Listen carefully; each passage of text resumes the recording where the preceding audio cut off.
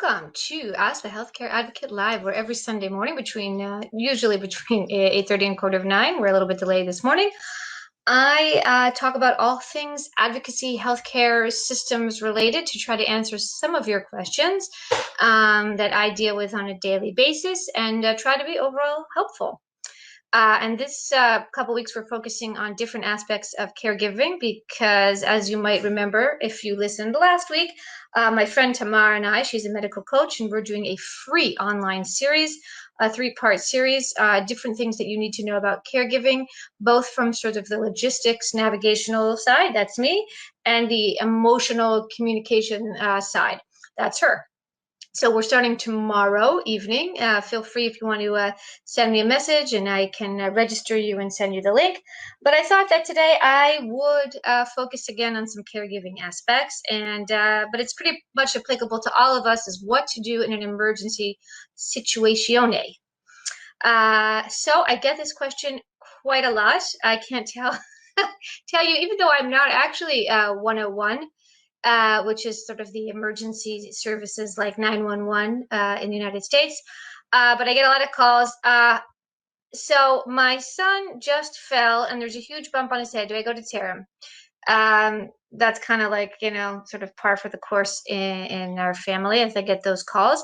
But I wanted to sort of just three things that, some tips to remember to get you started. So, first of all, what we always would need to remember, let's just review our emergency numbers. Okay, when we have a true emergency, and we're going to get to that in a second, in Israel, what you do is you call 101, or if I put my hands up, you see 101, 101, and that's the MADA, that's the emergency services number. There's also Zaka and Hatsala that you can call as well, but 101 is the main number, and if you call them, the Zaka and the Hatsala also get the message, and they will come immediately to you. They'll ask you a bunch of questions, so you can answer them. So I'm going to give you some real life examples of things that come from my own life, and to tell you when you call an ambulance, when you drive yourself to the emergency room, and when you go to, let's say, like a terim or a pre, like the kupa. So let's take, for example, when my daughter was 4 and sitting on the couch, normal day going on, somebody makes hot tea. Long story, we won't go into that, why they were making hot tea.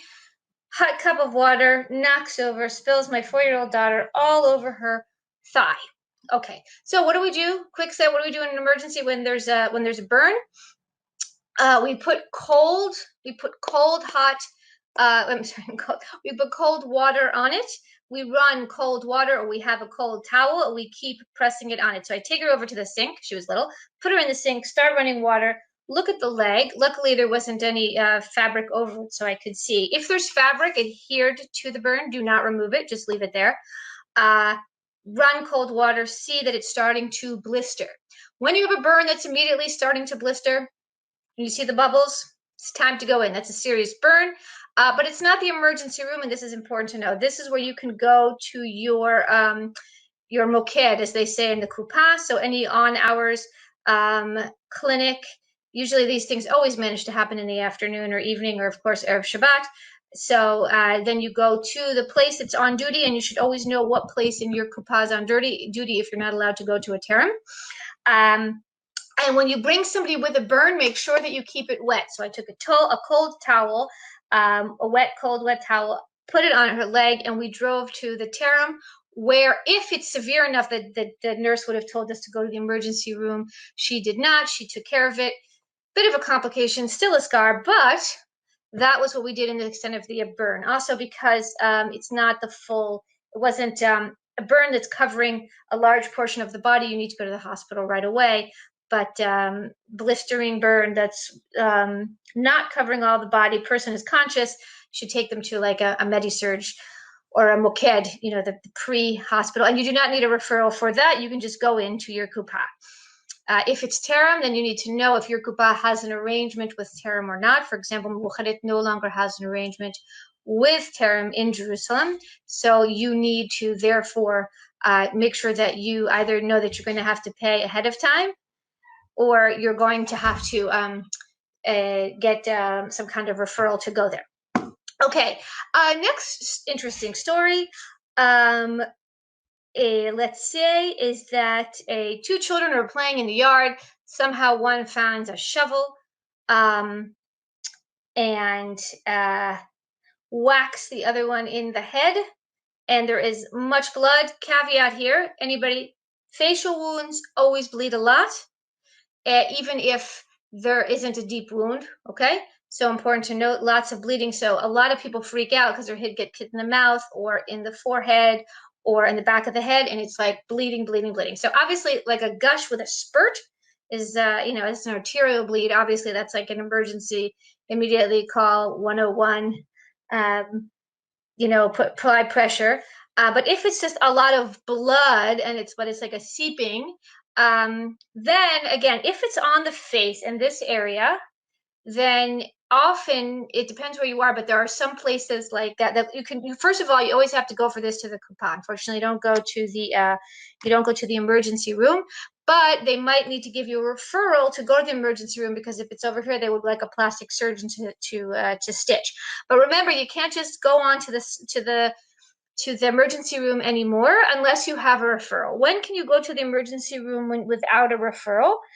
When you're in active labor, when you are unconscious, when you are having a heart attack and you're pretty sure you're having a heart attack, when you're pretty sure that you're going to be admitted afterwards, which of course you don't always know.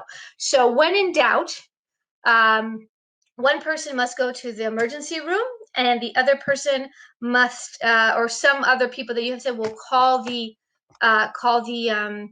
merkazia, the line of the kupa, and ask for a referral to the emergency room as you are en route. Okay, important to know, because just because you think it's an emergency and you need the ER, the kupa might not agree with you, and then you will end up getting billed for that visit. So always request a referral. If your person is conscious, if they seem like managed, obviously if like a limb is falling off, that's the ER. But if the thing seems like it needs emergency care, but not immediate care, but not emergency, then always go to your moked, because they can always give you a referral to the ER, and then you'll go there. So that's also something to take in count. When is it an emergency? Where you have to go to the ER. So when there is, yeah, exactly. As I said, there's obviously some kind of arterial bleeding, large burn covering the area. Those are things that often happen at home. A very large wound with something in it. Let's say somebody falls and there's something in it. Go right to the emergency room. Don't have to worry about that one. If you go to the emergency room, everything's taken care of, and you get the bill, always appeal before you just pay. Always appeal to the kupa and say, look, hey, I didn't know, or I thought we were going to be admitted, or it was very serious, or somebody on the scene told me that I should go right away to the hospital and not go to the moked. Meaning, try before you just pay up. Try always to appeal. Okay, I blabbered on long enough. I hope that was in some way helpful for you. Any of you who are caregivers, parents, also of you are parents of children, or you are taking care of your parents, always kind of weird situations that pop up where you think like, uh-oh, what do I do now? First and foremost, what is important? Deep breath, remain calm. Freaking out, never going to help anybody. You just have to calm, not freak out, and do what steps next. All right, it was always a pleasure talking to you. Thank you so much for joining me this Sunday morning, as I speak every Sunday morning around this time about Ask the Healthcare Advocate Live. Feel free to send me a message if you're interested in joining our online caregiving series starting tomorrow night with Tamar Meisel. And I will see you next Sunday.